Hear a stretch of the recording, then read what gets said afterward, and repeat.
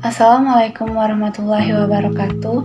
Perkenalkan, nama saya Emi Husnita dari Program Studi Bimbingan dan Konseling kelas Palembang, Fakultas Keguruan dan Ilmu Pendidikan. Tujuan pembuatan video ini untuk memenuhi ujian tengah semester mata kuliah Psikologi Kepribadian mengenai kriteria kepribadian sehat menurut teori psikodinamika beserta contohnya. Pertama, ego strength menurut Freud. Ego dari individu yang berkepribadian sehat memiliki kekuatan mengendalikan dan mengatur ID dan superegonya, sehingga ekspresi primitif ID berkurang dan ekspresi yang sesuai dengan situasi yang muncul tanpa adanya represi dari ego secara berlebihan. Menurut Sigmund Freud, kepribadian terdiri dari 3 elemen, yaitu ID, superego, dan ego. ID terdiri dari semua dorongan dan keinginan primal dan merupakan satu-satunya bagian dari kepribadian yang hadir saat lahir. Ego super atau superego adalah bagian dari kepribadian yang terdiri dari standar dan aturan yang diinternalisasikan yang kita peroleh dari orang tua dan masyarakat kita. Dan yang terakhir ada ego, adalah komponen kepribadian yang memediasi antara tuntunan realitas, dorongan ID, dan idealistik tetapi sering tidak realistis.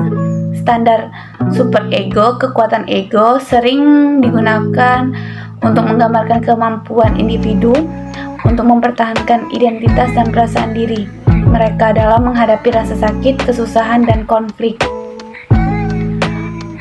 Para peneliti juga menyarankan bahwa memperoleh pertahanan baru dan mekanisme coping merupakan komponen penting dari ego strength.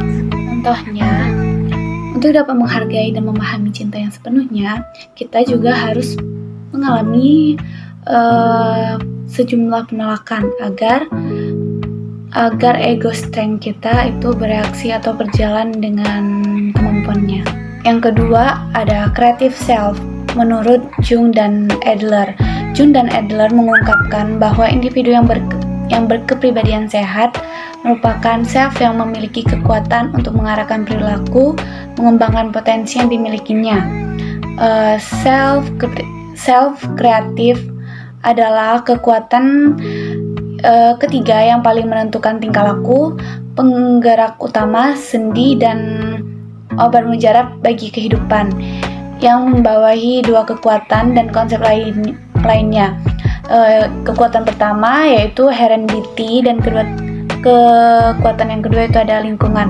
Menurut Adler, keturunan memberi kemampuan tertentu dan lingkungan memberi impresi atau kesan tertentu, dan itu merupakan bahan dasar. Diri kreatif memakai bahan dasar itu untuk membangun sikap terhadap kehidupan dan hubungan-hubungan dengan dunia luar.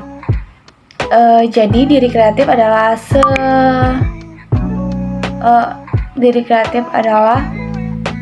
yang mengolah fakta-fakta dunia dan mentransformasikan fakta-fakta itu menjadi kepribadian yang bersifat subjektif, dinamika, menyatu, personal, dan unik. Contohnya, ketika individu menciptakan struktur pembawaan, menafsirkan kesan yang diterima dari lingkungan kehidupannya menjadi pengalaman yang baru untuk memenuhi keinginan untuk superior, semua itu sehingga tercipta diri yang berbeda dari orang lain yang mempunyai gaya hidupnya sendiri. Yang ketiga, mampu melakukan kompensasi bagi perasaan inferiornya.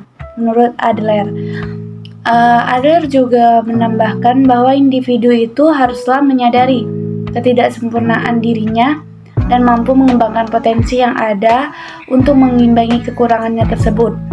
Contohnya, seorang anak melihat temannya yang mampu dalam segala hal lalu dia terdorong untuk mencoba mempelajari apa yang temannya bisa dan bahkan dapat mencapai taraf perkembangan yang lebih tinggi dari temannya tersebut. Baiklah, itulah jawaban dari ujian tengah semester mata kuliah psikologi perkembangan saya. Saya ucapkan terima kasih. Wassalamualaikum warahmatullahi wabarakatuh.